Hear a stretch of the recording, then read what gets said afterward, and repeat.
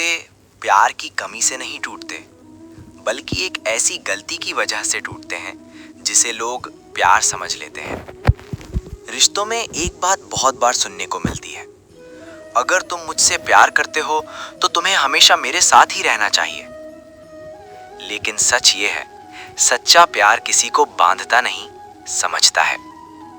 मनोविज्ञान कहता है कि हर इंसान की एक अपनी पहचान होती है, उसकी अपनी सोच, अपने सपने, अपनी पसंद और नापसंद होती है। जब दो लोग रिश्ते में आते हैं तो उनका साथ होना जरूरी है, लेकिन इसका मतलब ये नहीं कि वे अपनी व्यक्तिगत पहचान खो दें।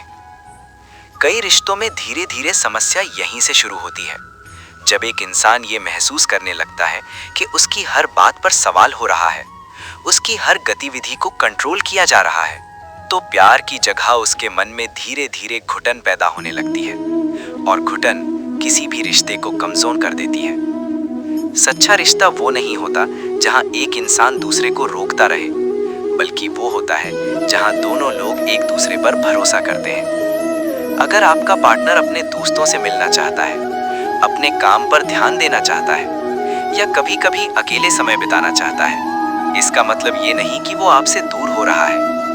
इसका मतलब सिर्फ इतना है कि वो अपनी इंडिविजुअलिटी भी जीना चाहता है। एक हेल्दी रिलेशनशिप में दो चीजें साथ साथ चलती हैं, क्लोजनेस और फ्रीडम।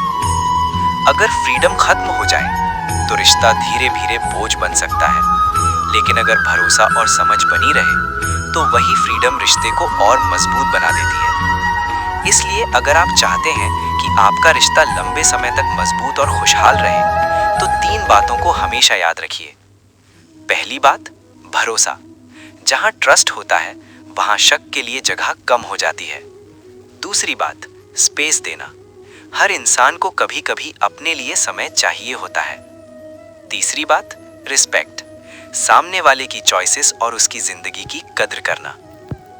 याद रखिए, सच्चा प्यार वो नहीं जो किसी को हर पल अपने पास रखना चाहता है। सच्चा प्यार वो है जो ये विश्वास रखता है कि तुम जहां भी रहो, हमारे बीच का रिश्ता मजबूत रहेगा। क्योंकि प्यार का मतलब किसी को कैद करना नहीं, बल्कि उसे समझना और स्वीकार करना है।